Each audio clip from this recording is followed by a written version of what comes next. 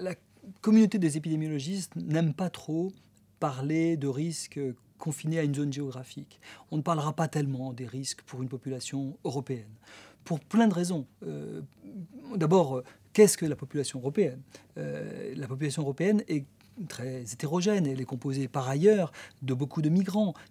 La population européenne voyage beaucoup, se retrouve pour ses vacances ou pour son travail, très souvent projeté à l'autre bout du monde. Donc les risques de la population européenne sont aujourd'hui de plus en plus les risques de l'ensemble de la population mondiale. Alors cela étant dit, on peut s'apercevoir par exemple que les noms des virus étaient très souvent localisés. On disait la fièvre de la vallée du Rift, on disait le virus du Nil occidental. Ce genre de langage a presque plus de sens aujourd'hui. Le virus du Nil occidental, le West Nile virus, est aujourd'hui aux États-Unis. Il est à Chicago, il est au Canada. Donc vous voyez, on peut se dire que penser aujourd'hui qu'une maladie va rester tropicale, par exemple, est quelque chose qui a plus grand sens. Alors, c'est pas totalement nouveau. Le paludisme était au XIXe siècle en Europe.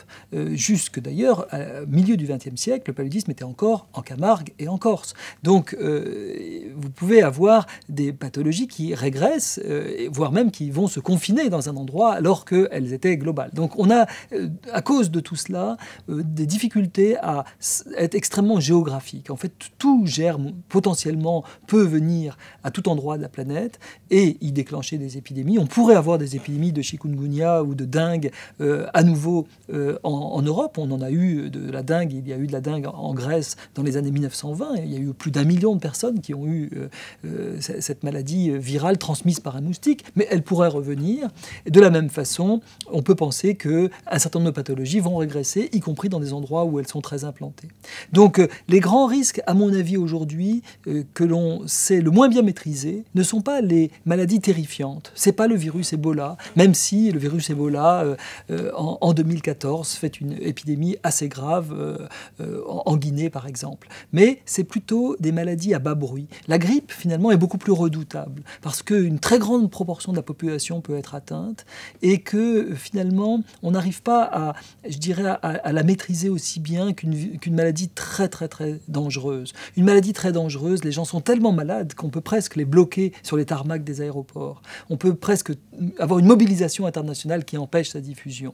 Alors que ces maladies où des gens ont à peine quelques symptômes, parfois dans les premiers jours de leur infection, voire même sont asymptomatiques, est une maladie qui est capable de se propager de façon énorme. Ou des maladies comme le sida. Le virus du sida, finalement, ne fait pas de bruit tant qu'il n'est pas très, très invasif. Et dans cette période-là, il est particulièrement dangereux. Et c'est plutôt ces maladies qu'il faudra savoir prévenir et qui seront les plus difficiles, à mon avis, à juguler.